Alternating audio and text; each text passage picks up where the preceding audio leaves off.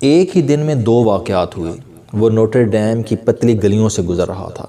راستے میں شرابی گرے پڑے تھے، منہ سے خون ٹپک رہا تھا اور لوگ خوف سے ان کے قریب نہیں جا رہے تھے۔ وہ دیر تک کھڑا ہو کر شرابیوں کو دیکھتا رہا اور افسوس سے ہاتھ ملتا رہا۔ وہ نوٹر ڈیم سے دریائے سین کے کنارے آ گیا۔ وہاں دوسرا خوفناک منظر اس کا انتظار کر رہا تھا۔ پل کے نیچے 3 نوجوان آخری سانسیں لے رہے تھے اور لوگ کھڑے ہو کر تماشا دیکھ رہے تھے۔ اس نے رک کر پوچھا، کیا ہوا؟ لوگوں نے افسوس سے ہاتھ مل کر جواب دیا، یہ تینوں باولے کتوں کی وجہ سے باولے ہو گئے ہیں۔ گھر والے انہیں یہاں چھوڑ گئے ہیں اور یہ آخری سانسیں لے رہے ہیں۔ پروفیسر لوئی کے منہ سے چیخ نکل گئی اور وہ بے اختیار بولا، انسانیت کی اتنی بڑی تذلیل! ان دونوں واقعات نے اس کا ذہن پلٹ دیا اور اس نے فیصلہ کر لیا کہ میں مرنے سے پہلے انسانیت کو ان دونوں دکھوں سے آزاد کر دوں گا۔ وہ گھر واپس گیا اور شراب اور کتے کے باولے پن پر ریسرچ شروع کر دی۔ وہ 1850 تھا، پیرس ابھی روشنیوں کا شہر نہیں بنا تھا۔ شہر میں گندگی بھی تھی، مکھیاں اور مچھر بھی، اور کیچڑ، بھکاری اور بیماریاں بھی۔ پروفیسر لوئی نے ان حالات میں 1822 میں جنم لیا۔ والد نپولین کی فوج میں سپاہی ہوتا تھا۔ نپولین کے زوال کے بعد والد بے روزگار ہو گیا۔ اسے چمڑا رنگنے کا کام آتا تھا، چنانچہ اس نے چمڑا رنگنے کا کام شروع کر دیا۔ لوئی بچپن میں خاموش طبع پڑھاکو بچہ تھا۔ اس نے بایولوجی اور کیمسٹری میں تعلیم حاصل کی اور اسٹراسبرگ یونیورسٹی میں کیمسٹری پڑھانا شروع کر دی۔ شام کو پارک میں چہل قدمی کرتا تھا۔ ہفتے میں 2 دن چھٹی ہوتی تھی اور وہ ان دنوں جنگلوں اور پہاڑوں میں نکل جاتا تھا۔ زندگی شاندار گزر رہی تھی، لیکن پھر پیرس کا وہ دن آ گیا۔ وہ نوٹر ڈیم چرچ گیا۔ واپسی پر اس نے پہلے بیمار شرابی دیکھے اور پھر پلوں کے نیچے پڑے نوجوانوں پر نظر پڑی اور اس کی زندگی کا دھارا بدل گیا اور اس نے انسانیت کو ان دونوں دکھوں سے نکالنے کا فیصلہ کر لیا۔ میں داستان آگے بڑھانے سے پہلے آپ کو یہ بتاتا چلوں کہ 1800 کے آخر تک شراب پینے والے لوگوں کے جگر 3-4 سال میں گل جاتے تھے اور ان کے پھیپھڑے بھی جواب دے جاتے تھے اور یہ خون تھوک تھوک کر مر جاتے تھے۔ دنیا میں باولے کتوں کے کاٹنے کا بھی کوئی علاج نہیں ہوتا تھا۔ کتا کاٹتا تھا اور انسان سسک سسک کر گزر جاتا تھا۔ لوگ مریض کو اچھوت بھی سمجھتے تھے، چنانچہ یہ شرابیوں اور باولے کتوں کے شکار لوگوں کو دریا کے پلوں کے نیچے پھینک آتے تھے اور یہ وہیں مر جاتے تھے یا پھر گھسٹ گھسٹ کر نوٹر ڈیم کی گلیوں میں آ جاتے تھے اور بھیک مانگ مانگ کر آخری سانسیں پوری کرتے تھے اور میونسپل کارپوریشنز ان کی لاشیں جلا کر راکھ زمین میں دفن کر دیتی تھی۔ پروفیسر لوئی نے دونوں بیماریوں پر تحقیق شروع کر دی۔ شراب پر تحقیق کے دوران اسے پتہ چلا تبخیر کے عمل کے دوران شراب میں انتہائی چھوٹے چھوٹے جراثیم پیدا ہو جاتے ہیں۔ یہ انسانی جسم کے اندر پہنچ کر انفیکشن پیدا کر دیتے ہیں اور انفیکشن جسم کو گلانا شروع کر دیتا ہے۔ پروفیسر لوئی نے شراب کو ان جراثیم سے صاف کرنے کا عمل شروع کر دیا۔ یہ مختلف شراب کو تبخیر کے مختلف عوامل سے گزارتا رہا، یہاں تک کہ شراب کے اندر موجود 90% مضر سے جراثیم ختم ہو گئے۔ 1872 میں اس کا مقالہ چھپا اور پوری دنیا میں تہلکہ مچ گیا۔ فرانس نے سب سے پہلے یہ عمل شراب سازی کی صنعت میں متعارف کروایا اور پورے ملک میں شرابی مرنا بند ہو گئے۔ پروفیسر لوئی کا طریقہ اس کے بعد پوری دنیا میں نافذ ہو گیا، کروڑوں لوگ بچ گئے۔ پروفیسر لوئی نے اس کے بعد کتے کے کاٹنے کا علاج بھی دریافت کر لیا۔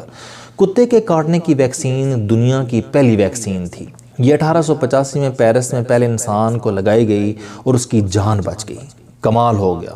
اس کا اگلا کمال اینتھراکس کا علاج تھا۔ اینتھراکس خوفناک بیکٹیریا پیداوار ہوتا ہے۔ یہ انسان کی جلد، پھیپھڑوں، معدے اور بڑی آنت میں السر پیدا کر دیتا ہے۔ پروفیسر لوئی نے اس کا علاج بھی دریافت کر لیا۔ یہ تینوں کارنامے اتنے بڑے کمال تھے کہ پروفیسر بھی آگے بڑھ کر اس کے ہاتھ چومتے تھے۔ یہ دیوتا بن چکا تھا، لیکن دیوتا کا سفر یہاں ختم نہ ہوا۔ اس نے پیرس میں چھوٹی سی جگہ خریدی اور دنیا میں مائکرو بایولوجی کا پہلا انسٹیٹیوٹ بنا دیا۔ انسٹیٹیوٹ 1887 میں قائم ہوا اور اس نے دنیا میں مہلک ترین بیماریوں پر ریسرچ شروع کر دی۔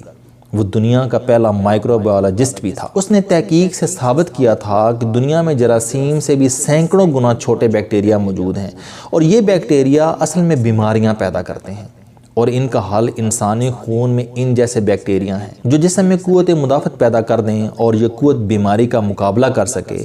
چنانچہ اس نے بیکٹیریا کا مقابلہ کرنے کے لیے دنیا میں پہلی ویکسین بنائی۔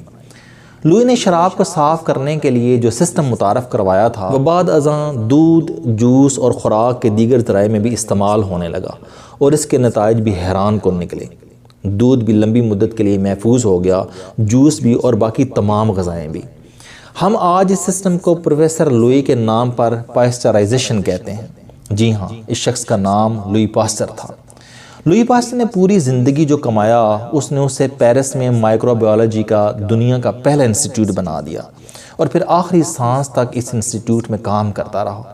وہ 7 سال مسلسل ریسرچ کرتا رہا۔ انسٹیٹیوٹ اس کی لیبارٹری بھی تھا اور گھر بھی، وہ وہیں رہتا تھا۔ لوئی پاسچر کا انسٹیٹیوٹ اس کے بعد بھی چلتا رہا۔ آج اسے 134 سال ہو چکے ہیں۔ اس انسٹیٹیوٹ نے آگے چل کر diarrhoea, tetanus, T B, influenza, بخار اور طاعون کا علاج دریافت کیا۔ پہلے جنگ عظیم میں ٹائیفائڈ کی ویکسین بھی اسی ادارے نے بنائی۔ پاسچر انسٹیٹیوٹ نے 1983 میں پہلی بار ایڈز کا وائرس HIV بھی ڈسکور کیا تھا۔ ادارے کے 10 سائنسدانوں نے نوبل انعام حاصل کیا۔ اس وقت بھی اس میں 2780 لوگ کام کرتے ہیں۔ ان میں 500 پروفیسر ڈاکٹر سائنسدان ہیں، جبکہ 600 سائنسدان وزٹنگ اسٹاف ہیں۔ دنیا کے 70 ملکوں کے سائنسدان مستقل طور پر اس ادارے میں آتے رہتے ہیں، جبکہ 24 ملکوں کے ساتھ ان کا تعاون چل رہا ہے۔ ریسرچ کے 100 سینٹر ہیں اور ہر سینٹر میں پاگلوں کی جماعت دن رات ریسرچ کرتی رہتی ہے۔ آپ صرف پروفیسر جیمز فرانسس بیورو کی مثال لے لیں۔ ہم نے 2010 میں پہلی بار ڈینگی کا نام سنا تھا، جبکہ پروفیسر جیمز فرانسس 27 سال سے ڈینگی پر ریسرچ کر رہے ہیں۔ یہ 2 سال بعد ریٹائر ہو جائیں گے، لیکن اپنا ریسرچ پیپر دنیا کے حوالے کر جائیں گے۔ جبکہ اس وقت 1900 سائنسدان پاسچر انسٹیٹیوٹ میں کورونا پر ریسرچ کر رہے ہیں۔ یہ دن رات وائرس پر نظریں گاڑ کر بیٹھے ہیں، اور یہ جب تک اس کی ساری آتیں نوٹ نہیں کر لیتے، یہ اس وقت تک پلک نہیں جھپکائیں گے۔ ہمیں آج یہ بھی ماننا ہوگا کہ اگر لوئی پاسچر نہ ہوتا، اگر یہ شخص اپنی زندگی انسانیت کے لیے وقف نہ کرتا، تو آج دنیا کی آدھی آبادی سسک سسک کر مر رہی ہوتی۔ یہ اس شخص کی مہربانی تھی جو ہم آج صحت مند اور پرمسرت زندگی گزار رہے ہیں۔ یہ پاسچر جیسے لوگ ہوتے ہیں جنہیں اصل اشرف المخلوقات کہا جانا چاہیے، جو انسانیت کے محسن ہیں، جو اصل ولی اللہ ہیں۔ کاش ہم لوئی پاسچر جیسا کوئی ایک شخص پیدا کر لیں، یا ہم پاسچر انسٹیٹیوٹ جیسا کوئی ایک ادارہ بنا لیں، تو ہم اس طرح دنیا میں جوتے نہ کھائیں۔ یہ لوئی پاسچر 28 ستمبر 1895 کو چند گھنٹوں کے لیے اپنے انسٹیٹیوٹ سے نکلا، پیرس کے مضافات میں گیا اور وہاں اسے ہارٹ اٹیک ہو گیا۔ ساتھیوں نے اس کو لٹا دیا، کوٹ کھولا، پیالی میں تھوڑا سا دودھ ڈالا اور اس کے ہونٹوں کے ساتھ لگا دیا۔ اس نے پینے کی کوشش کی لیکن پی نہ سکا۔ دودھ دوبارہ ہونٹوں کے ساتھ لگایا گیا تو اس نے کہا، میں نہیں پی سکتا، لیکن میری وجہ سے دنیا قیامت تک صاف دودھ پیتی رہے گی۔ وہ رکا، لمبی سانس لی اور بولا، ہمیں ہر صورت کام کرنا چاہیے، ہر صورت، اور میں نے اپنی اوقات سے بڑھ کر کام کیا۔ اس نے ایک اور لمبی سانس لی اور اس کی گردن ڈھلک گئی۔ اگلے دن اسے شاہی اعزاز کے ساتھ پاسچر انسٹیٹیوٹ میں دفن کر دیا گیا، اور اس کے بعد 126 برسوں سے اس کی قبر کے گرد دنیا کی مہلک ترین بیماریوں کا علاج دریافت ہو رہا ہے، اور ان بیماریوں میں کورونا بھی شامل ہے۔ کاش ہم میں کوئی ایک لوئی پاسچر ہوتا، اللہ کا اصل دوست، اصل ولی اللہ۔